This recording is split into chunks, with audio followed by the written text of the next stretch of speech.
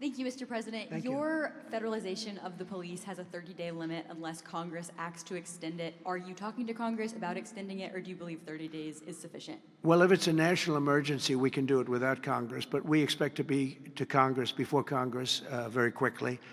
And again, we think the Democrats will not do anything to stop crime, but we think the Republicans will do it almost unanimously. So we're going to need a crime bill that we're going to be putting in. And it's going to pertain initially to D.C. We're going to use it as a very positive example. And we're going to be asking for extensions on that, long-term extensions, because you can't have 30 days. 30 days that's by the time you do it. We're going to have this in good shape. And don't forget, in the border, everyone said it would take years and you'd have to go back to Congress. I never went to Congress for anything. I just said, close the border. And they closed the border. And that was the end of it. I didn't go back to Congress. We're going to do this very quickly, but we're going to want extensions. I don't want to call national emergency. If I have to, I will. But I think the Republicans in Congress will approve this pretty much unanimously. Please, go ahead. Thank you, Mr. President. Would you encourage members of the press to do ride-alongs with the D.C. police to understand how serious this crime issue is? It's okay to me if they want to do it. We're going to work with the D.C. police. A lot of very good people in there. Not all, but a lot of very good, very, very professional. And, we have a big force. I think they said 3,500. They're always asking the mayor, who's a very nice woman, but got to do the job. We've worked with the mayor for 6 months, and she's been here for many years. And the numbers are worse than they ever are. Don't let anyone tell you they're not. And the whole statistical charts that they made, the whole thing is a rigged deal. They got rid of the guy because he didn't want to do the numbers the way they wanted to, and they put their own numbers out. They said it's the best in 20 years. No, it's the worst in 20 years. But we're going to be very open about what we're doing. So if the media wants to ride with police, if they want to do it, if they feel it's safe, that would be okay. Yeah, please, go ahead.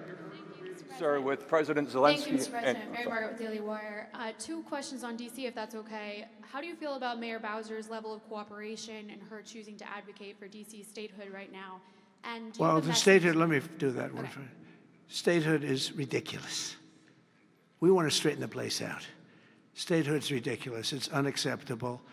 It's the Democrats want it because the Democrats have, about 95% in this little area. Even I didn't get it very much. They want that. They want to pick up 2 senators, and it's not going to happen. It's not going to happen.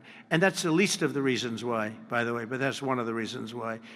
What we want to do is make Washington, D.C. the greatest, most beautiful, safest capital anywhere in the world, and that's going to happen. I mentioned the word bones before. The bones here, we have the greatest bones. When you look at that Supreme Court building, I think it's one of the most beautiful buildings.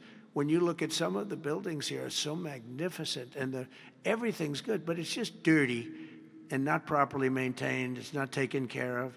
Potholes in the roads. All of it's going to happen very quickly. We're going to seek a relatively small amount of money for fix-up, and we're going to put it out to bid. And we have great contractors here, great road builders, everything. And we're not ripping roads apart so they're closed for 4 years as they redo the concrete bases. And you don't need that. We need a beautiful topping by a very talented asphalt-type person, somebody that does the job. We go out, when I get contractors, I use great contractors. To me, great contractors are very special, like a great surgeon, like a great teacher, like a great nurse. A great contractor is very important. We'll only use the best. And when you put a coat of asphalt on that top, 2 inches of asphalt, 3 inches of asphalt, it looks brand new. You take all the garbage off. They reseed it, as we call it, or different names, but they take the bad stuff off and they put the good stuff down. It takes not a long period of time. A matter of a few days, you'll have a beautiful, magnificent road. You fix up the curbs. You get rid of the medians in this town are just horrible. You're riding around, I think to myself, leaders come from foreign countries. You see, with leaders all the time, differently. They came in from India recently and from everywhere. They came in from a war that we just ended, Azerbaijan, and You know that in Armenia, we just ended the war. The two leaders came in. One of them said, my country looks better. The roads are better than, we were talking about. I said, what do you think? He said, well, the roads are better in Armenia than they are in Washington, D.C. It's embarrassing. And I was asked at the last press conference, they said to me, how important is it? You're doing world peace. We're going to on Friday to Alaska, meeting with President Putin, Russia. How important it is that the capital is important? I said, very, very important. I told my father, said to me, when you see a restaurant and you want to go and you want to have dinner, and then you go up to the front door and it's dirty, turn around and go back because the kitchen's dirty. It's the same thing with the capital of the United States of America. If it's dirty and unsafe, it sets a bad tone for the rest of the world. So we're not going to do that. We're going to have this capital fixed up, safe, clean, and beautiful in a very short period of time. Go ahead, please.